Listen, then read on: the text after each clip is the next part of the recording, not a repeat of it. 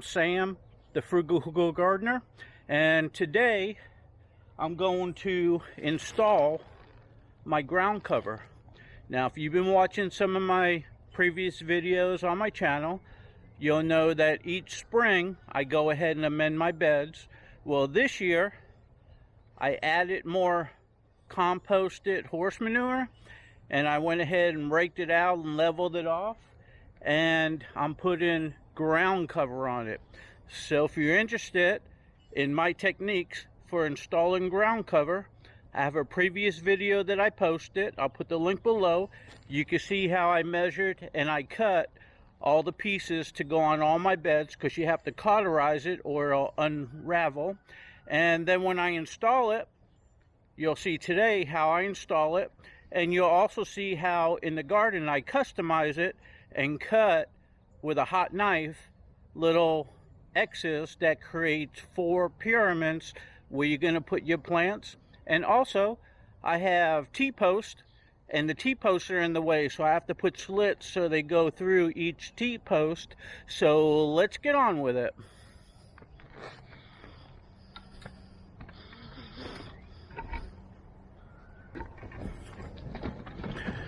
You notice I got my gorilla cart. Don't do any gardening without a gorilla cart. It'll save you a lot of back-breaking work. Holds like 1,500 pounds.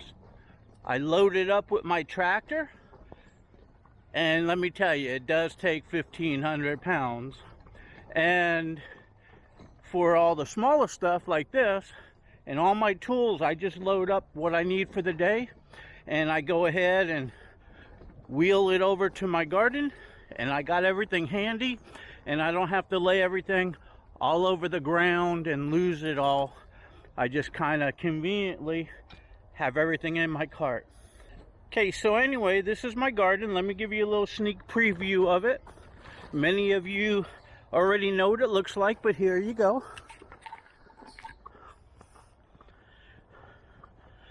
This is the bare bones of my garden. Everything's pulled up, and I'm getting ready for my spring planting. You can see all my beds going down this way, all the trellises, all my arches, and all the trellises this way. Now, I got videos below. You can take a look at last year's fruit and vegetable tour that I give, and you can kind of see the growing that I do. I do some really good professional type growing. My vegetables come out awesome. My plants look awesome. I do have some struggles with the normal garden insects and diseases, but I keep them under control. And if you watch my channel, you'll learn how I do all that pretty much 99% organically, but safely. Also, on my garden, up on the top, I have framing. All that framing going down this side,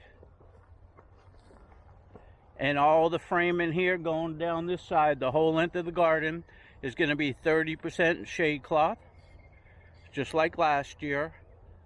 I only put it up on the hotter summer months, so as soon as it starts getting into the upper 80s, my shade cloth will be on. When I first go ahead and plant my plants that I have on my growing station right now, I'm going to move them out, harden them up, and when I harden them up, they're going in the garden, they'll get full sunlight.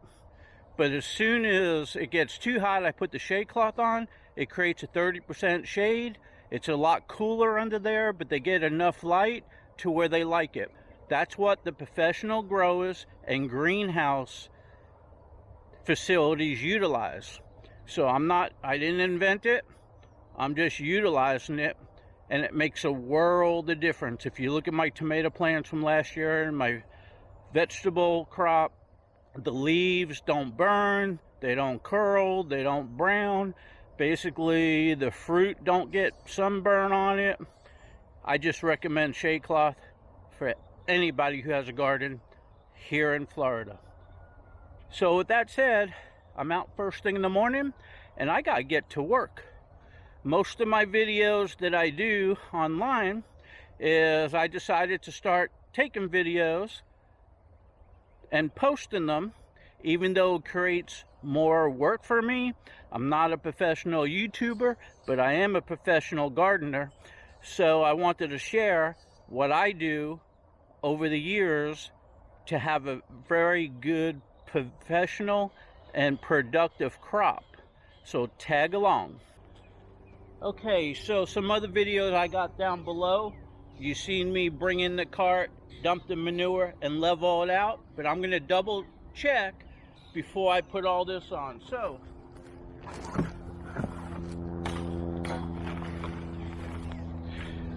now, they don't have to be perfectly level. They could have a little pitch, but I don't want any drastic humps. And even though I already did this, I'm gonna show you how I do it. I got a piece of drainage pipe over here. I cut out the top to make a U, and this sets in it.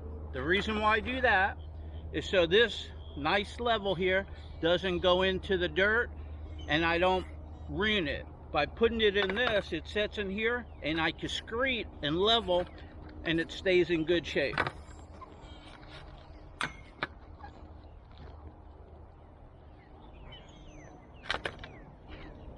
So this is level.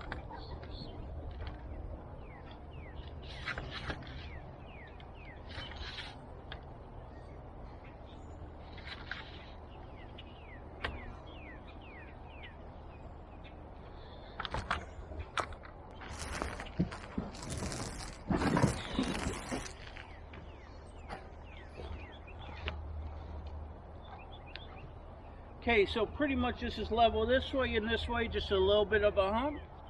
So, to rake everything out, I use a two-sided rake. This bottom rake is to move a lot of compost, and the top rake is to smooth it out, and it just has enough for the compost to pass through. I love both sides.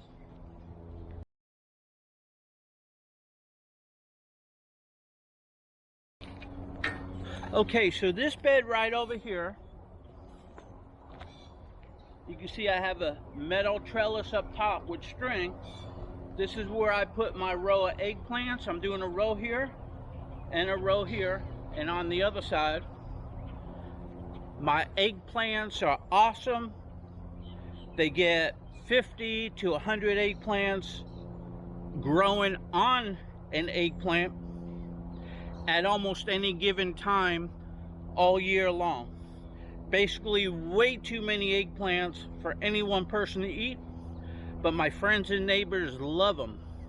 So if you're local and you want some, get in touch with me.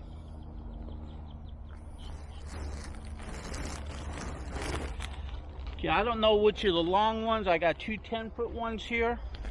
So I think the two top ones are 10 foot, so I'm going to pull from the middle. Pretty sure the middle is 6 foot wide. These are 6 foot wide, 16 foot long, and down the end I got two 10-foot wide by 16 foot long. I already pre-cut them.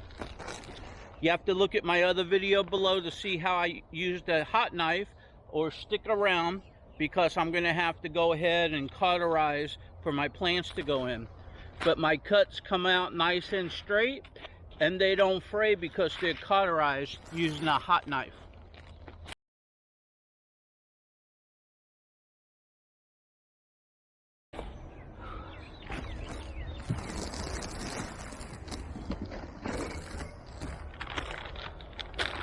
Okay, also, to put those in the ground, you're going to need some type of staple or spike to hold it in the ground. Well, I get this type here. They're really thick. You're not even going to bend them. Look how thick they are. They got a round top on them. They're rust resistant. And when you take it and push it in the ground, this round surface has more holding power than the staples. And when the staples go in the ground, usually they separate, they go in crooked, they bend, and they rust, and they're so thin they pull up easy. These stay put, and you can pull them out and use them over and over and over again. You could also sterilize them and use them for shish kebabs on your barbecue grill, standing up straight like that, or down, or hanging. Versatile. However, I don't use it for that. I'm kind of joking, but it would probably work. But for doing what I'm doing, this works out perfect. Check it out. Okay. So the ground cover, you notice it has lines. Well, these lines mean 1 foot, 2 foot, 3 foot. Well, they come in real handy, so when you go ahead and utilize your row crop, or when you want to put the holes, you could put them straight, or you could jagged them, like one here, one there, zigzag them. But for putting these in, they work out great, because right here on this side of the trellis and the other side of the trellis where I have the T-post, that's where the 1 foot mark's gonna go, so I could have them even with the trellis, because that's the center of my bed. So to start out, this is what I'm gonna do. Okay, so what I'm gonna do, even though this is cauterized, I'm gonna fold over about 2 inches like this, and I'm gonna bring this right over here to my post, and I'm just gonna go ahead and put this one right here in the ground, probably right over here, just like that. Now I'm gonna go to the other side.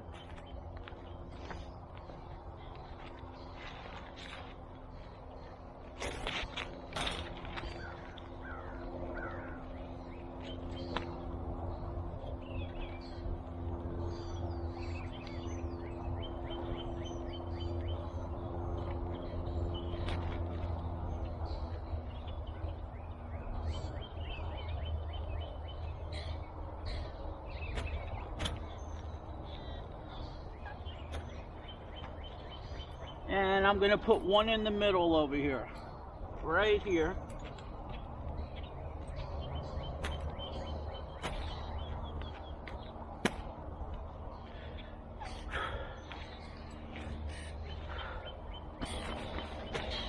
Okay, so now that I have 3 up there, I can go down to the end and pull. Okay, so I'm going to take these right here and go down to the end.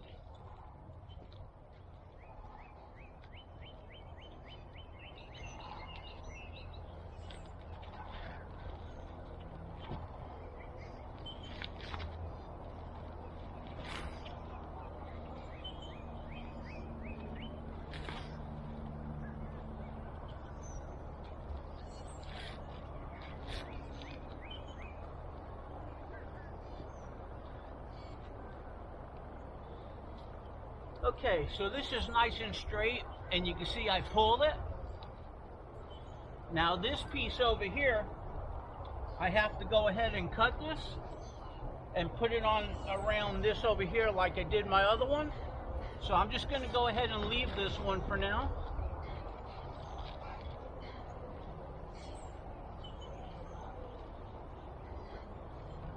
Okay, so I got it pulled tight for the end. I'm going to put one of these on each side just to hold it. But I'm not going to cut that until I got all of them out, because I'm going to have to cut other spaces for all my T-posts and stuff like that. So what I'll do is I'll put this on the side over here.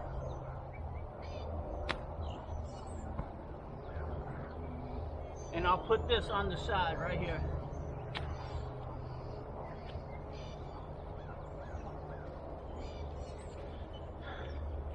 Okay, so I put those all the way on the side by the lines. I didn't want to put holes in the middle because they could start fraying after a while. Now that's good. That's going to hold that temporary until I get a chance. Okay, so now I'm ready to go ahead and cauterize the cuts by all my T-posts that's supporting my trellises, so I could fold this down to the other side. So I ran the extension cord from power all the way out to here. I got my soldering station on. It's on 750. I'm going to move that to the side. And on here, I have a blade. It's called a knife blade. It goes on to your soldering iron. They're removable. It gets real hot. So what I'm going to do over here is I'm going to try to make a straight line all the way back. Okay, so let me do my first cut.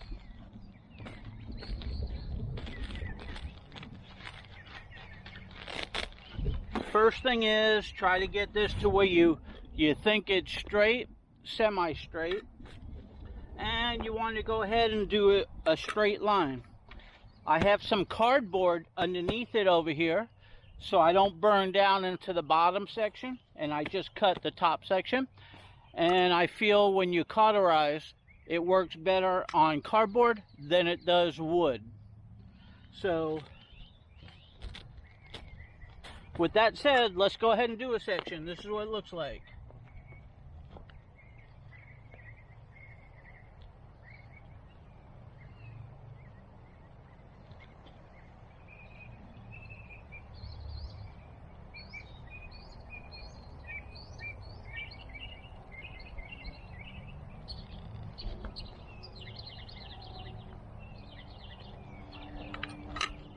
Okay, so I just cut this, and I cut that. And the reason why I did that is now I can fold this section down over there and staple it to the ground. Before I fold this one over, I have to do the others, otherwise it will shift the whole thing. So let's go tackle that. Anytime you're working with a soldering knife or soldering iron, be careful. If that touches you, you got burned. That's 750 degrees.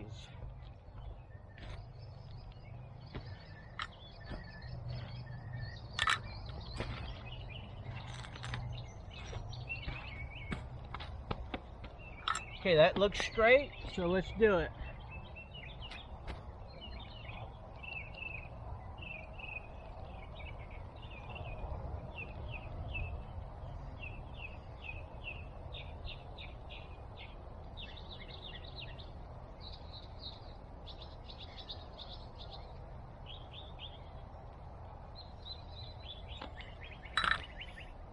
Okay, so now this piece could get folded over like that.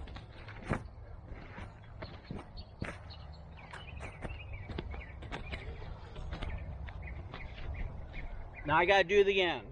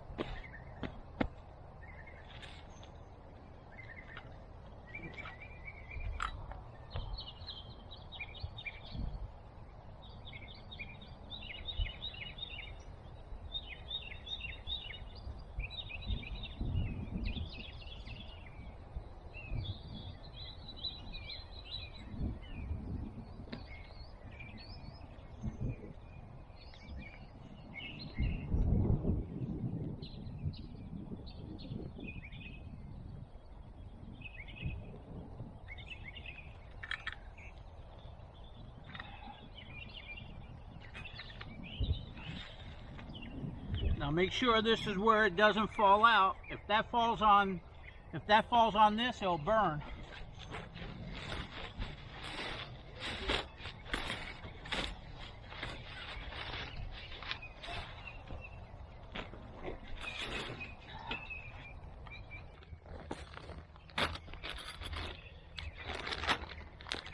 Okay, so now what I'm going to do is I'm going to take some of these and I'm just going to bring it so this comes straight like this. Now I'm going to put one right there. And I'm going to put one right here for now. Just like that.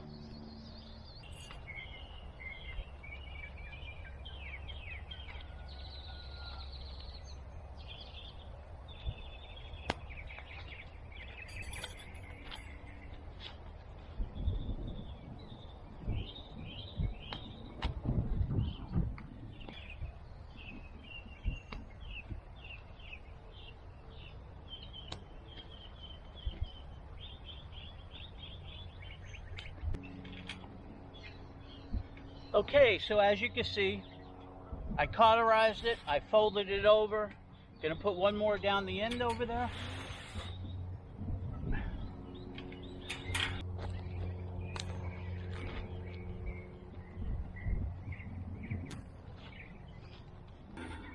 Okay, so there you go. Those are tacked down. It's over the whole bed. So, it's going to go a lot quicker if I don't have the camera. So I'll be back at you when I'm done. Okay, I'm down to the last bed and one pipe over there. It went a lot faster without the camera. It's supposed to rain, so I want to get it done. But I'm going to try to give you a close-up of this one.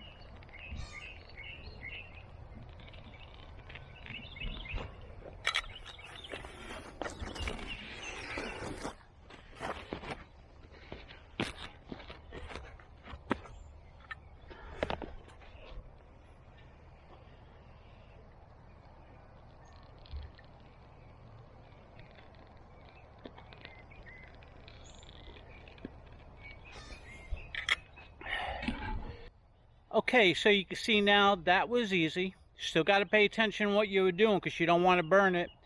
But let's go over there to that pipe and I'll show you how I deal with that.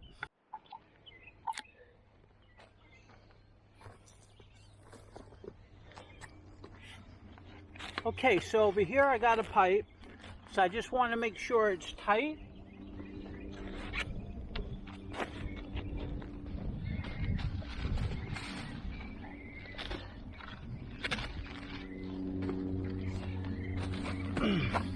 And I want to make sure that it's even. So relatively these lines I'm matching up with the other lines up here. Putting some weight down.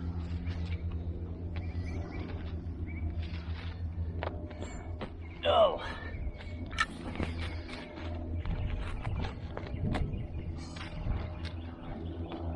Put this weight on this side.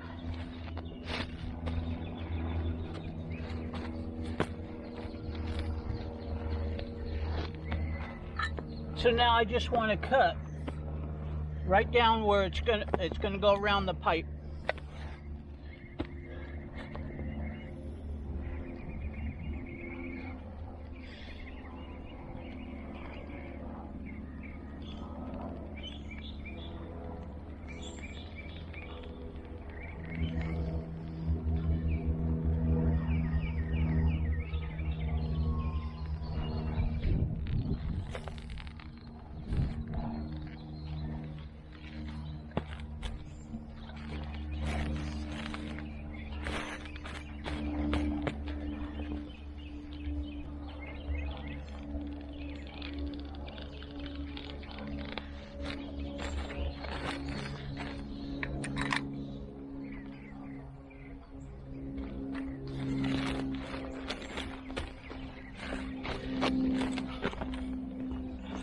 Okay, so now this goes around this way, and this goes around that way, right there.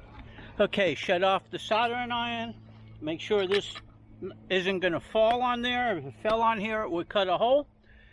That's basically it. Now I'm going to take those little spikes and spike them all up. That way the wind don't blow them up, and I'll get back to you. Okay, great. Been working at this all morning. Finally got all the ground cover down. Got them all cut and cauterized and stapled to the ground with those spikes. Tomorrow I'll come in with mulch, and I'll mulch all the way around. It's windy out and it's going to rain out, but even with the wind, my flag is blowing sideways. It's holding to the ground, so let's take a look. Okay, so you can see them going all the way down over here. And all the way down over there. So if we go down this way, I'll go down, turn around, and we'll look at each bed.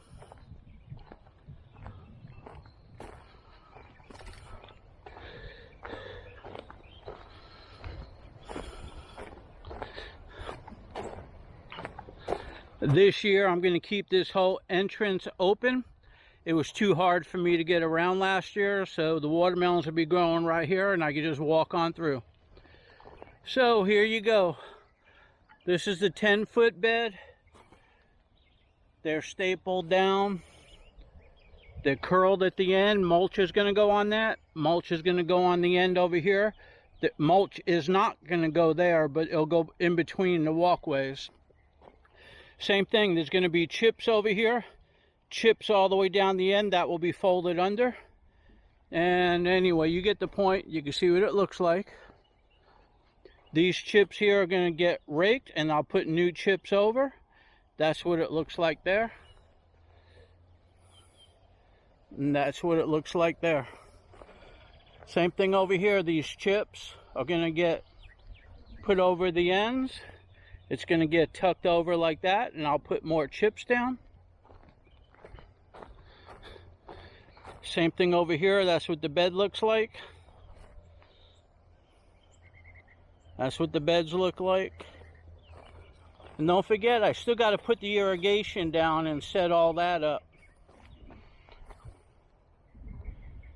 And if I wanted to, I could put straw over the shade, the ground cover. I don't know if I was saying shade cloth, but I could put straw over the ground cover, and the straw will keep the sun off of the irrigation. But basically I'm going to have 30% shade cloth. Let me do this. Basically up here all the way down is going to be 30% shade cloth, so that's going to put shade on the beds. So I really don't need to put any straw to keep the ground cover from heating up. And the same thing over here. It's going to be 30% shade cover, so that shouldn't heat up at all.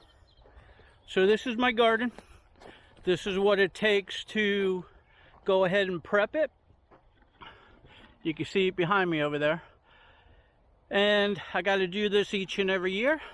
I try to do something a little bit different each year, but I try to keep everything manageable. The reason for the ground cover this year is because I wanted to do my watermelon patch, and I decided, let me do the whole garden, something new. It's got good compost underneath, and it should be 100% weedless. Boy, that's going to feel good this year, I think.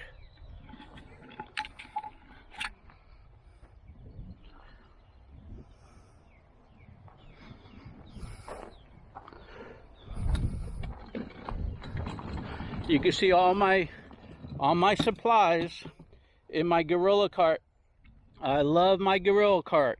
I got my staples, I got my cardboard, I got my level, got my pipe, got my extension cords, and I already brought in the soldering gun, but that was in here too. Got my rake, and all you gotta do is pull it along. Gotta love it.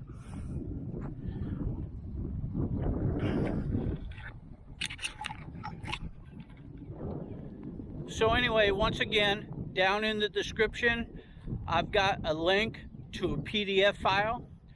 Download it. The PDF file has links that will take you to all the products that I'm utilizing.